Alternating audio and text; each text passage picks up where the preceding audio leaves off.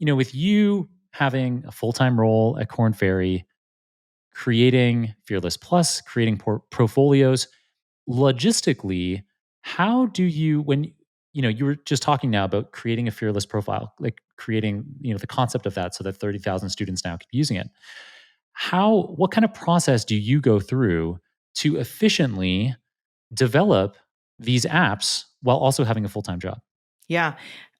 Look, the short answer is it's not easy and it's a roller coaster and not every day I'm winning, right? When people are like, "Oh, it's in balance," or I'm not going to tell you that I wake up at 5 in the morning, but I will tell you I work on the weekends. It comes at the sacrifice of dinners with my family and so on and so forth.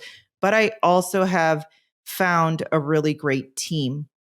And I think surrounding yourself with like-minded people or motivated people, I happen to catch a friend of mine that actually the tech guy behind the platform is someone that one is a very good friend of mine, was in my Rolodex for 20 plus years, happened to have an exit, and he happened to have delivered digital experiences to the NFL, NASCAR, and PGA Tour. So I knew he was the right tech guy to believe in this. So I invested my own dollars.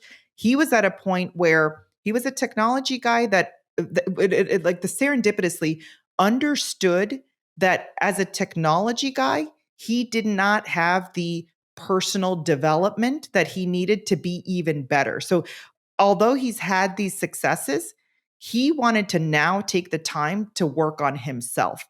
And so when we came together, these two worlds collided. And I was all about like leadership and brand and, all the EQ. And he was very linear. And so when we collided, it was like he was learning from me, I was learning from him, and we built this thing that was so beautiful. And he taught me so much about product and phased approaches and things that we don't need because being creative and being sort of on the non-tech side, I was like, I want everything. I want everything. Put everything in here. And he's like, Deepali, you can't.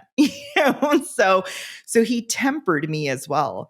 And so we only did all the good stuff, right?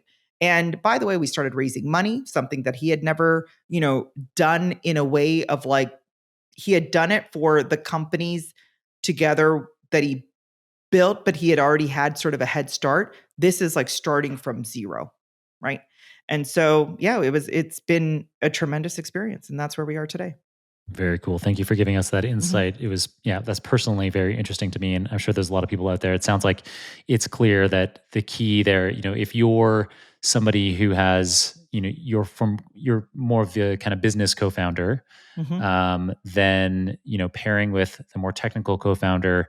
And if you find the right person, the right team to work with that you can trust, it might even be possible to bootstrap that application, that startup while working full time Absolutely. and raising And kids. yeah, absolutely. And look, it's never in balance, right? And I disclosed everything when I was working on this, and I never defaulted on my fiduciary duty to my day job, right?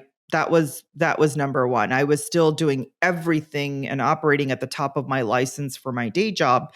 These were things that I were working on the background. And by the way, my day job actually empowered me with my Rolodex to do more of this, right? Because they validated, what I was doing and they encouraged me to do it. So I'm just very lucky in that sense.